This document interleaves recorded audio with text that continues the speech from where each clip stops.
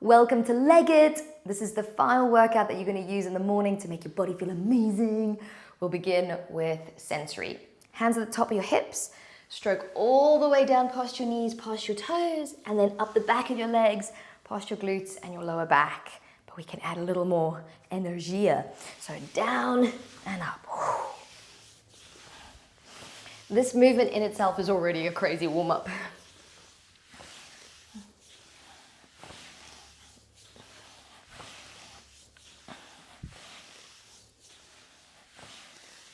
Next after this? Knee circles. Oh yeah, knee circles. Now the next thing we're going to do are knee circles. So let's stop our hands around the knees and let's just add a bit of sensory awareness around there.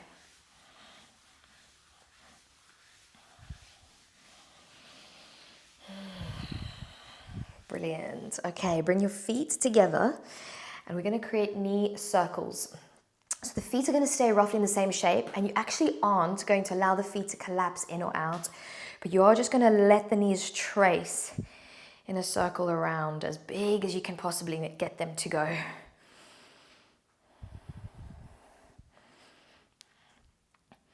So good for the mapping of the knees. It's really good for your ankle joints as well. Stimulates joint-rich movements of the ankles, so it's going to be good for your overall threat reduction. I love this movement. But people can get a bit vanilla with it. They're always straight and parallel.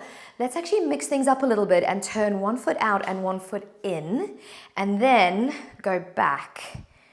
Notice how the foot going in will want to collapse on the little toe border. Be strong through that big toe joint. And then let's reverse it the other way.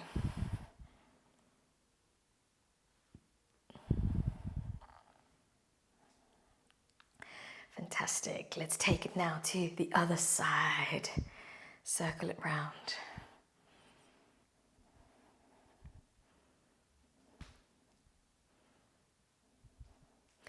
And then we're going to go the other way. Really try and make the circle as big as you can without letting anything help.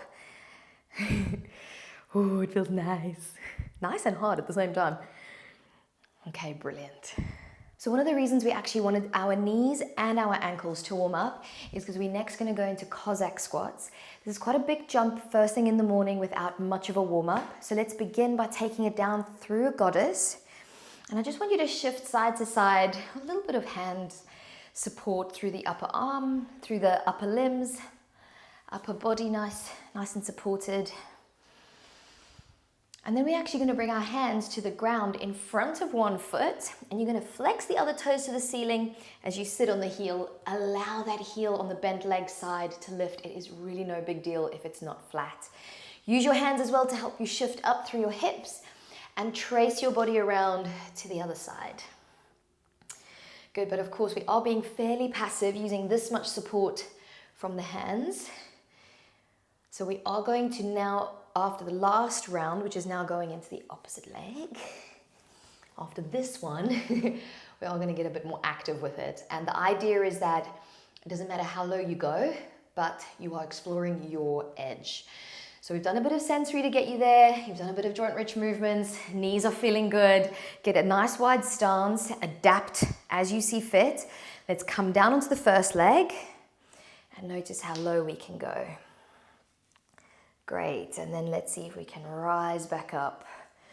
Now I'm going fairly low, but trust me, it is all good. Even just to here and back up, what I'm really looking for is how much control can you demonstrate through range. Can you keep your breathing smooth as you do this? Can you get into the edges of the joints without doing like a little impetus, a little rock up? Can you just use your strength and control?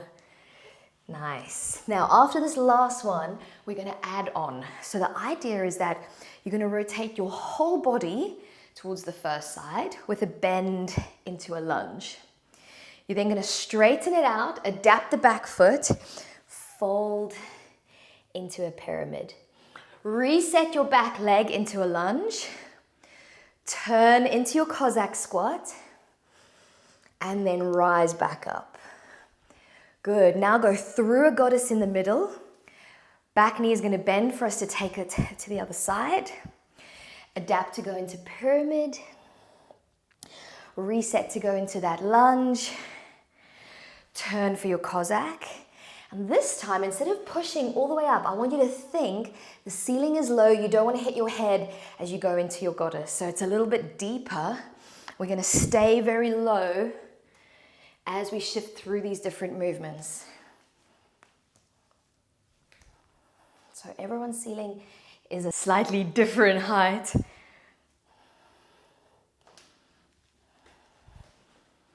Good. Remember, from your goddess, don't make this mistake I made. Go straight into the lunge, pyramid, lunge, Kozak, low into goddess, into your lunge, pyramid, lunge, Kozak, into your goddess. Let's do one more each side. Lunge, pyramid, lunge, Kozak, into goddess. Last one. Lunge, pyramid, lunge, Kozak. Ooh, legs are burning. And across into your goddess. Now, I'm very aware that we did a lot on the quaddies and not so much stuff happened on your hamstrings. And I would say that it's kind of one of the Achilles heels of our practice involving no equipment.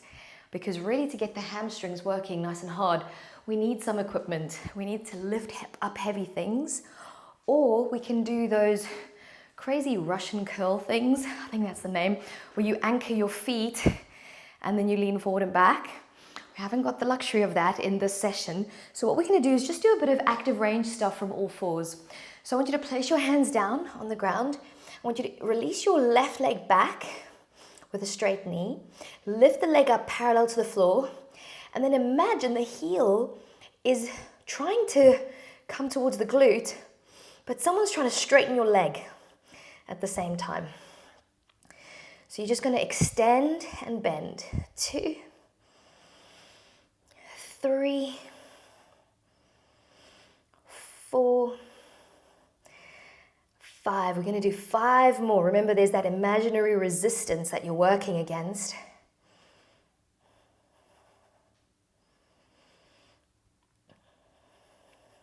And on the number 10, I want you to imagine a big, heavy stack of books is resting on the sole of the foot. And although this is more the upper attachments of the hamstrings and a bit more the glutes, I want you to pulse for 10, lifting up and down through that sole of the foot. 5 more.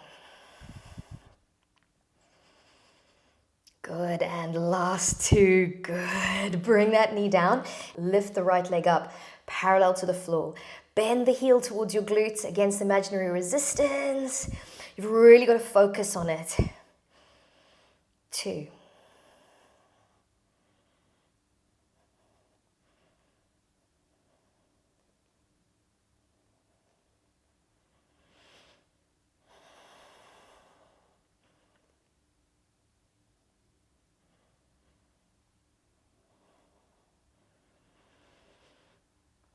We have 5 more after this one.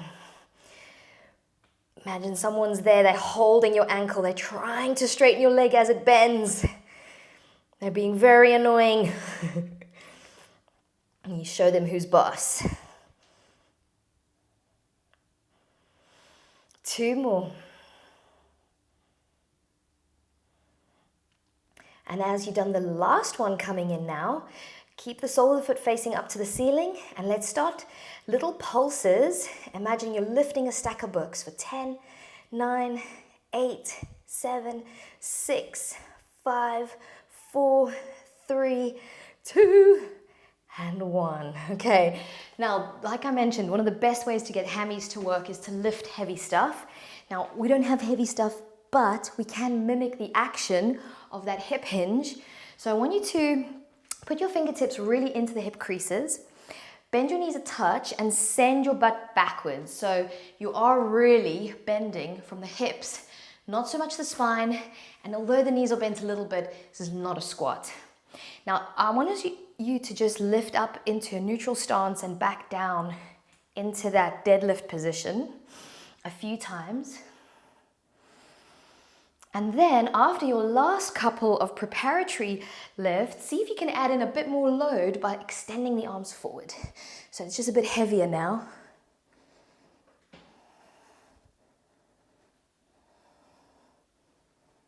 And I like to imagine a heavy weight is on my back. Oh, and I'm standing up. And that heavy weight is absolutely nothing against the strength of my body. Yeah, imagine your body's so strong it can handle all of this load. 1,000 kilograms.